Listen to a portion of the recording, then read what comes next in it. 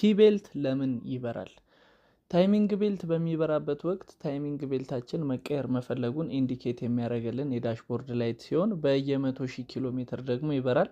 ታዲያ በርቶ ብዙ መነዳት የለበትም። ታይሚንግ ቤልት በጣም ወሳኝ የመኪናችን ኮምፖነንት ሲሆን ክራንክ ሻፍት እና ካም ሻፍት አገናኝቶ የሚያዞርልን የመኪናችን ፓርት ነው። እናም የአገልግሎት ጊዜውን ሲጨርስ የሚያበራ ሲሆን ያን ጊዜ ታይሚንግ ቤልታችን መቀየር አለበት።